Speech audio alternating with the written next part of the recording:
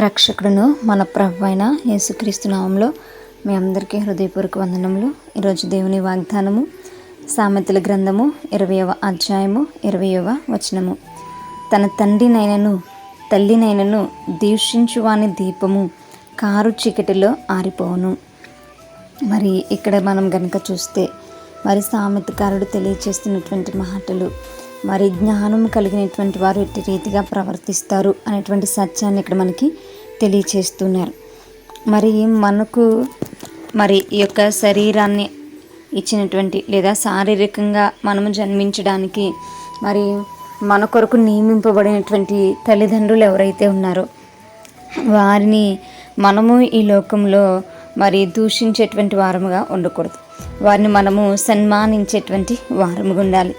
ఎందుకు అనంటే మరి దేవుడు వారిని మన కొరకు ఏర్పరచుకొని మరి వారికి పిల్లలుగా మనల్ని అనుగ్రహించున్నారు. మరి వారిని మనము గౌరవించేటువంటి వారముగా ఉండాలి.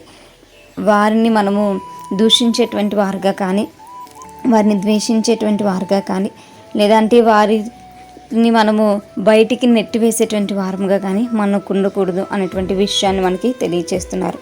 వారు మనల్ని చిన్ననాటి నుంచి కూడా కష్టపడి మరి మనల్ని పెంచి ప్రయోజకుల్ని చేస్తూ ఉన్నారు కనుక మన కొరకు వారి యొక్క రక్తమును వారు చిందిస్తున్నారు, వారి యొక్క చెమటను వారు కార్చుతున్నారు. ఈ విషయాన్ని మనం జ్ఞాపకం చేసుకుంటూ మనము మరి వారిని దూషించేటువంటి వారముగా ఉండకూడదు. మనం వారిని ప్రేమించేటువంటి వారముగా ఉండాలి.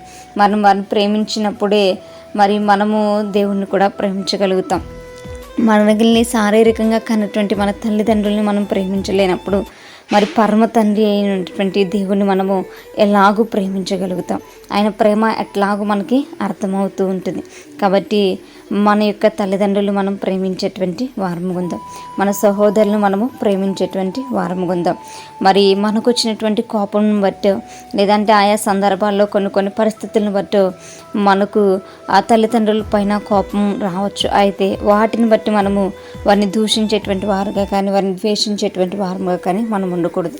అలా చేస్తే మరి మనము మన పైనకి మనమే శిక్షణ తెచ్చుకునేటువంటి వారంగా ఉంటాం. కాబట్టి అటు రీతిగా మనం ఉండకుండా మనకు జన్మనిచ్చినటువంటి తల్లిదండ్రుల్ని మనము గౌరవిద్దాం, వారిని సన్మానిద్దాం.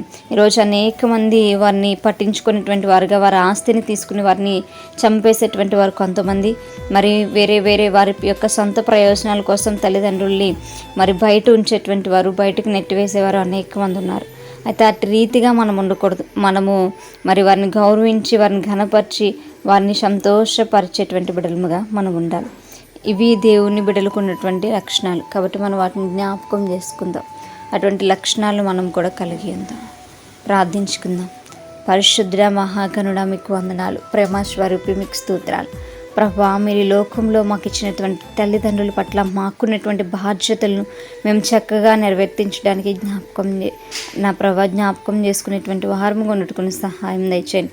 యేసయ్యా, మీరు ఈ లోకంలోకి వచ్చినప్పుడు ఆ తల్లి పట్ల మీరు చూపించినటువంటి బాధ్యత, ఆ కుటుంబంలో మీరు కలిగినటువంటి మీరు నెరవేర్చినటువంటి బాధ్యతలు నా తండ్రి మేము జ్ఞాపకం చేసుకుంటూ మా తల్లిదండ్రులు మేము నా తండ్రి సన్మానించే రీతిగా ఉండట్టుకునే సహాయం దయచేయమని, ఈ యొక్క నా తండ్రి నా ప్రభా గొప్ప అలవాటు నా తండ్రి మేము ధరించుకునేట్టుకు సహాయం అందించమని ప్రార్థన దయచేసి మీ పాదశాన్ని చేర్చుకోమని యేసయ్య పరిశుద్ధ నామములో అతి మిక్కిలి వినయముగా బ్రతిమలాడి వేడుకుని పొంది ఉంటున్నాం మా ప్రియపరలోక మా కన్న తండ్రి.